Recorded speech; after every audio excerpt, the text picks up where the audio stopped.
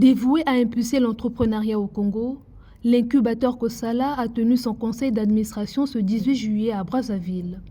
Cette réunion stratégique aura permis à l'équipe managériale de faire le bilan de son action au profit des entrepreneurs, de passer au crible son rapport de gestion, les états financiers, mais également de définir les perspectives. Par le soutien à l'entrepreneuriat et la promotion sans cesse de l'esprit d'entreprendre, Kosala montre le rôle indispensable des structures d'accompagnement dans la création, le développement et la consolidation des initiatives entrepreneuriales. De plus en plus, Kosala s'affirme comme une agence d'exécution de programmes. Elle est impliquée par différents organismes pour apporter une assistance technique dans l'accompagnement des bénéficiaires de certains programmes. Au cours de cette session, nous examinerons les rapports de gestion, les états financiers et nous projetterons les activités à venir déclinées dans le plan d'action 2023-2025. Depuis quelques années, l'incubateur Kosala œuvre en faveur des projets lesquels il a sensibilisé, accompagné et accéléré. L'entité s'est vue aussi distinguée par une coopération active avec de nombreux partenaires, tant publics que privés. Aujourd'hui, on est à plus de 90 000 personnes sensibilisées, ce qui est une bonne chose.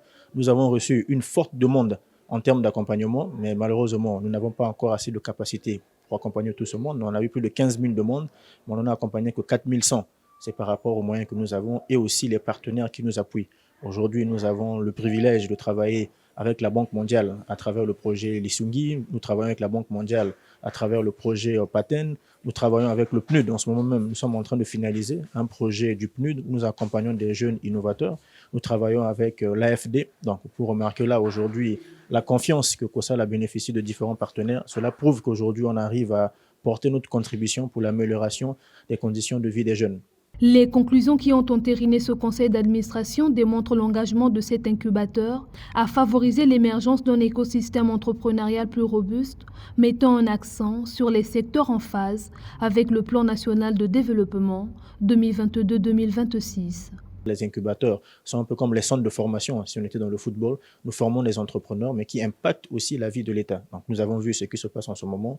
Il y a la crise alimentaire qui est en ce moment. Donc, les startups, les entrepreneurs devraient aussi être impliqués pour appuyer l'action de l'État. Donc, nous sommes en train d'analyser ou de revoir notre stratégie d'accompagnement en s'adaptant vraiment autour du PND, mais à travers des besoins essentiels, orienter des jeunes aujourd'hui vers la transformation agroalimentaire, utiliser la farine de manioc que nous avons aujourd'hui pour produire du pain, parce qu'avec la guerre en Ukraine, on a une pénurie en termes de blé, ainsi de suite. Donc, nous avons fait cette réunion aujourd'hui pour essayer de voir comment Kosala, à notre niveau à nous, on peut redéfinir notre stratégie, on peut réadapter notre stratégie pour répondre aux besoins du moment, en restant tout autour des priorités de notre pays.